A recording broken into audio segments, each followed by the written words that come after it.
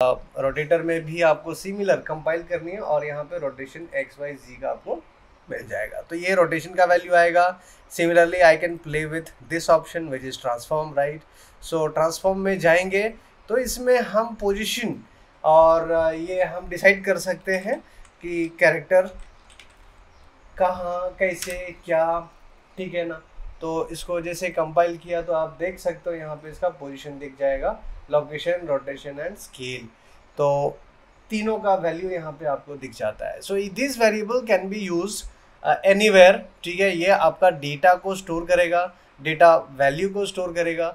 और वैल्यूज़ मतलब आपको जैसे मैंने बताया कि नेम है, ठीक है, या फिर हेल्थ है, मुझे नंबर्स में चाहिए, मुझे डेसिमल वैल्यू में चाहिए, मुझे कैरेक्टर्स में चाहिए, मुझे ट्रू फॉल्स में चाहिए, तो मुझे ये वेरिएबल्स वहाँ पे सेट करना पड़ता है, ठीक है। तो ये सब हो गए हमारे टाइप्स ऑफ वेरिएबल्स। और वेरिएबल में और 2-3 चीज़ें होती हैं जो वेरिएबल टाइप में यहाँ पर आप जाएंगे ना तो इधर एक छोटा सा ऑप्शन मिलेगा, ठीक है। ये आपका एरे, सेट और मैप होती है जो इसके अंदर होता है, ठीक है। वेरिएबल कंटेनर यहाँ पे क्लिक करेंगे तो यहाँ पे अभी डिफ़ॉल्ट में हमारा एक वेरिएबल है जो सिंगल है, बट मैं चाहता हूँ कि इसमें मल्टीपल डेटा स्टोर हो, ठीक है। तो यहाँ पे हम लोग इंटीजर यहाँ पे ले सकते हैं। यहाँ पे कंपाइल करके इसके ऊपर हम लोग यहाँ पे मल्टीपल और भी हम लोग इस तरह से इसके बहुत सारे इंडेक्स बनाए जा सकते हैं, एरे एलिमेंट्स बनाए जा सकते हैं। इसमें हम लोग अलग अलग वैल्यूज़ यहाँ पे स्टोर कर सकते हैं। तो हमारा क्या है कि यहाँ पर जो है ना एरे का इसमें लेकर जाना पड़ेगा। ये होगा सेट, ये सेट वैल्यू होता है, लेकिन इसमें हम लोग कॉपी वैल्यू नहीं डाल सकते कोई भी सब्जेक्ट का। तो यहाँ पे जिस तरह से हमने डाला इसमें कॉपी नहीं होगा, ठीक है। और इसको सेलेक्ट करके अगर हम चाहें तो यहाँ पे सिमिलरली हम लोग इसका भी इंडेक्स वैसे मल्टीपल हम लोग बना सकते हैं, बट यहाँ पे सिंगल एक ही वैल्यू अभी तक हमको देगा इसमें, ठीक है। मल्टीपल के लिए हमारा एरेस ये वाला ऑप्शन था। सिमिलरली मैप पे भी हम काम कर सकते हैं, राइट।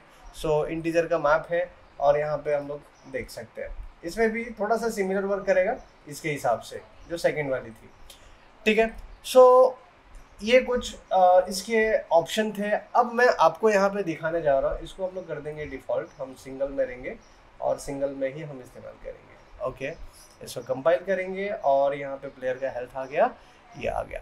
अब देखो हमारा जब लेवल ब्लूप्रिंट पे हम काम कर रहे होते हैं या ब्लूप्रिंट क्लास में काम कर रहे होते हैं ना, तो हमारे पास इसको 2 तरीके से लिखने के लिए ऑप्शन दिया जाता है, ठीक है। 2 तरीके से इसको हम ऐड कर सकते हैं। एक होता है गेटर नोड और दूसरा होता है सेटर नोड। देखिए मैं इसको यहाँ पे ऑन करने जा रहा हूँ, इसको ड्रैग करूँगा ना तो मुझे 2 अलग अलग तरीके से मिलेगा। एक मिलेगा गेट, ठीक है, और दूसरा है सेट। तो गेट में क्या होता है, only you can see the output, और अगर मैं इसको सेट ऑन किया then you can see input and output both. मतलब यहाँ पे वैल्यू में एडिशन कर सकता हूँ, ठीक है।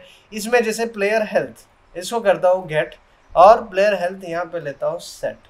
So now I can see here player health.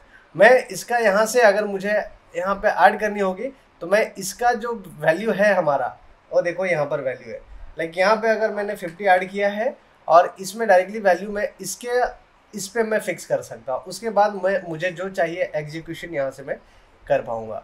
तो ये वैल्यू इस तरह से जाएगा, ठीक है। मैं ऑल्ट होल्ड करके सर क्लिक कर देता हूँ, ये निकल जाएगा, ओके। और यहाँ पर मतलब आप जिसका भी चाहो, ठीक है, सेटर नोड और गेटर नोड आप इस्तेमाल कर सकते हो। फॉर एग्जांपल मैंने लिया था फ्लोट, और फ्लोट में गेटर और इसको सेटर नोड दोनों हम इस्तेमाल कर पाएंगे, ठीक है। एक चीज़ आप लोग फोकस करना, एक चीज़ ध्यान देना कि हर एक वेरिएबल के हिसाब से आप देखोगे ना आउटपुट और इनपुट कलर दोनों का मतलब अगर ये बुलियन है तो रेड में ही रहेगा, ठीक है। स्ट्रिंग है या फिर आपका इंटीजर है तो सबका कलर दोनों का, मतलब यहाँ पे दोनों का है, इसके लिए दोनों सेम है, बट इसका कलर ऐसा आएगा, ठीक है। इंटीजर का आएगा, फ्लोट का आएगा, तो फ्लोट टू फ्लोट ही कनेक्ट होगा।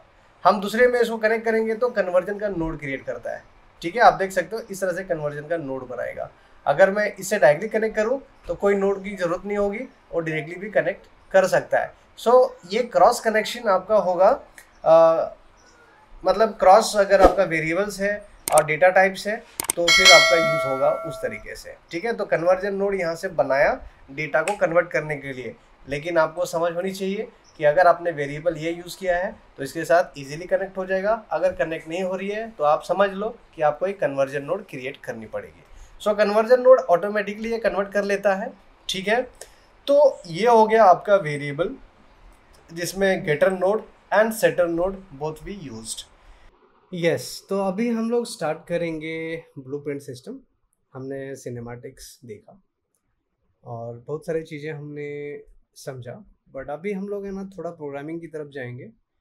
हम C++ के बारे में बात नहीं करेंगे, लेकिन जो एपिक गेम्स ने नया यूनिक मेथड कहते हैं, नया कॉन्सेप्ट जो तैयार किया है अनरियल इंजन के लिए, वो है ब्लूप्रिंट सिस्टम, ठीक है। इसका यूज़ है गेम प्ले फ्रेमवर्क के लिए।